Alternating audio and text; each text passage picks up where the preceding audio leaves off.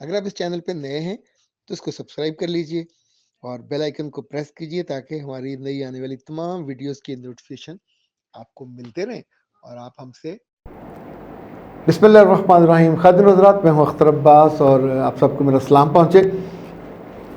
फ़रीहा का सवाल कई सारी लड़कियों के दिल की आवाज़ होगा और चूँकि ये तकलीफ़ बहुत सारी बच्चियों ने सही है, इस वक्त कुछ लड़के या उनके अब्बा जी अगर सुन रहे हैं तो वो भी इसको दिल के कानों से सुने, शायद आपको आने वाले दिनों में किसी और डीलिंग में इसका फ़ायदा हो जाए।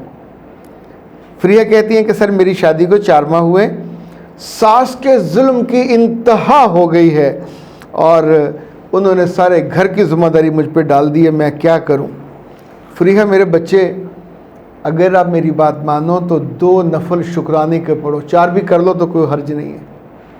आप सोचिए कि मेरे पास इतनी बड़ी तादाद में बच्चियाँ आती हैं, वो कहती हैं कि शादी के बाद जो उनकी सास है किचन में घुसने नहीं देती, किसी चीज़ को हाथ नहीं लगाने देती।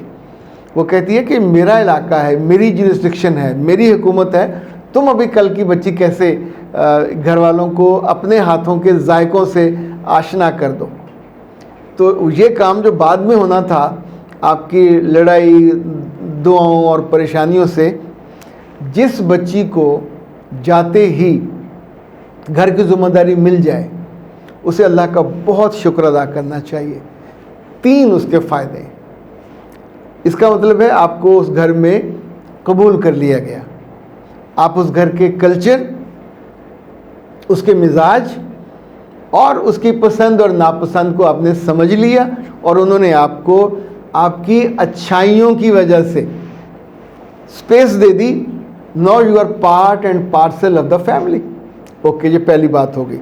दूसरा, आपको कुछ नहीं आता था। कितनी बची हैं? 100 में से 2 या 3 जो 4 होंगी जो घर से अम्मा से सीख के आती हैं, वरना तो नहीं, ये पॉसिबल ही नहीं होता। बच्चियाँ नहीं सीखती, किचन ही नहीं जाती। कहीं कहीं शायद कोई उन्हें खाना खिलाना या सर्व करना आ जाए, ये आना चाहिए। बर्तन रखने भी आने चाहिए।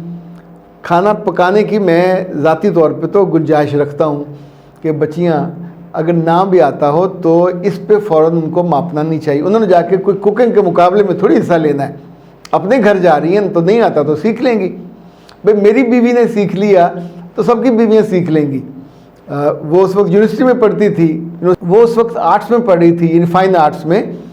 तो आप सोचो 20-25 साल पहले उसके पास कलर्ड प्रिंटर होता था, वो स्कैनर होता था। यानी ये तो अब भी लेना मुश्किल होता है। यानी उससे और उसके वालिद को ये इल्म था कि जितनी बड़ी उसकी डिग्री है उसकी उतनी बड़ी ज़रूरतें, तो उन्होंने उस ज़रूरतों के मुताबिक उसको सारी चीज़ें लेके दी। अब आप सोचिए कि जब शादी का वक्त आता है, अगर तो माँ बाप के पास वक्त हो, 6 माह का, साल का बच जाए, मिल जाए, तो बहुत सी माएँ अपनी बेटियों को सिखा देती हैं खाने, लेकिन ये नहीं बताती कि तुम्हें हम इसलिए सिखा रहे हैं ताकि अगले घर में तुम्हें काम आए। मुझे लगता है ये भी कहना चाहिए, ये बताना चाहिए कि ये उसकी तैयारी है, वो उसको ज़्यादा सीरियसली लेगी। वरना ज़ाहिर है फॉर ग्रांटेड लेती है कि ये मैं जो सीख रही हूँ अपने घर में काम आना, को अच्छा बुरा हो भी गया तो खैर है।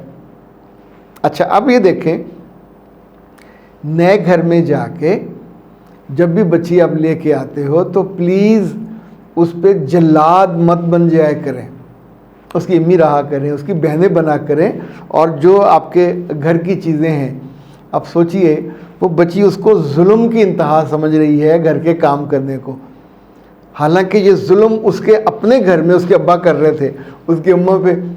ये जुल्म की इंतहा इन्हीं बच्चियों ने और इन बहन भाइयों ने अपनी माँ पे की। सुबह से लेकर शाम तक बेचारी नाश्ता, लंच, डिनर, बीच में सब्जियां, बीच में कोई मेहमान आ गया उसका खाना, सफाइयाँ, ये सब माएँ करती हैं। कितनी माएँ हैं जो नारे लगाती सड़कों पे आ जाती हैं कि हम पे जुल्म बंद करो, और ये जुल्म की इंतहा में घर के सारे काम करने पड़ते हैं। जैसे जैसे हमारी ओनरशिप बढ़ती है वैसे वैसे घर के काम, चीज़ें, खूबसूरती, उनकी ग्रेस, उनकी ग्रिप, उनके अंदर हमारा इंटरेस्ट बढ़ता है। तो बेटा जी, एक तो अपने आप को समझाइए कि घर का काम करना जुल्म नहीं है, ना जुल्म की इंतहा है। ये उस घर में आपके आने वाले राज का सूरज जो है वो तुलू होने की बुनियाद रख दी गई है, और मैं ये दिल से बात कह रहा हूँ। दूसरा, लगे हाथों में आपको ये बता रहा हूँ कि ए प्यारी लड़कियों, आप शादी से पहले जितना वक्त मिले कुछ बेटा बुनियादी चीज़ें सीख लिया करें। ये वहाँ जाके आपको करनी ही करनी है। उस घर में जितने खाने पकते हैं वो सब आपको पकाने, और जिन लड़कियों ने कभी गोश्त नहीं पकाया, ये जुल्म उनकी माएँ करती हैं लिहाज करके। उन्हें बड़ी ईदों पे गोश्त भी पकाना है, दावतों पे भी मटन पकाना होता है। आपको स्मेल आती है, आप नहीं खा सकते, ओके ना खाएं, पकाना तो है। पकाने का हुनर आपको आना चाहिए, वरना आप भी नारे लगाओगे कि मुझ पे जुल्म हुआ, मैं पसंद नहीं करती थी, मैं मटन और उसको क्या होता है ये बीफ, मैं उसको खाना पसंद नहीं करती थी, मैंने कभी खाया नहीं था, मुझे पकाना पड़ता है। तो मेरे बच्चे, जिस घर में जाना है उस घर के लोग भूखे प्यासे तो नहीं रखोगे, उनको खाना तरतीब सब चीज़ें देनी है। और ये जितनी जल्दी सीख लोगे तो फिर अब ये कहने से बाज आ जाओगे कि मुझ पे वहाँ पे जुल्म हुआ। अच्छा जी, फरहाना, इन्हें पीसीओ का मसला है, इनके डेज डिस्टर्ब हैं। तो बेटा मेरा तो आपको मशवरा ये है कि फ़ौरी तौर पे डॉक्टर साहब से रब्ता करें। 0301 4585 405। वो आपका फूड से, आपके जो खाने हैं उन्हीं से इंशाल्लाह इसका इलाज कर देंगी। 2-3 माह लगेंगे, इससे आपका इलाज हो जाएगा। लेकिन मेरे बच्चे, इसको फॉर ग्रांटेड मत लें, चूँकि आपके ससुराल वाले, होने वाले ससुराल वाले, वो तो नहीं जानते कि आपको ये इशू है, आपका मियाँ भी नहीं जानता, लेकिन आपको दिक्कत बहुत होगी। यानी पॉलिसिस्टिक ओवरी का मसला अगर ज़्यादा हो जाए तो आपको कई सारी कॉम्प्लिकेशंस होती हैं। उससे बचने के लिए अक्लमंदी यही है कि आप अपना ट्रीटमेंट करवा लीजिए। इसके ट्रीटमेंट में कोई मेडिसिन ना लीजिएगा, मेडिसिन का साइड इफ़ेक्ट कोई ना कोई हो जाता है। मेरे पास जो आया हुआ है इनका नाज हब्स का PCOT, ये बहुत शानदार चीज़ है।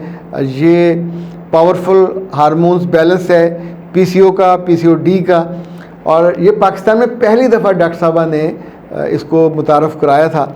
इसमें 10 चीज़ें हैं, और ये सारी की सारी वो हैं जो कुदरत ने, अल्लाह ने, हमारे मेहरबान रब ने बनाई। उसी में इंसानों का इलाज पिन्हा भी है और पोशीदा भी है। तो ये आप आराम से मंगवा सकते हैं।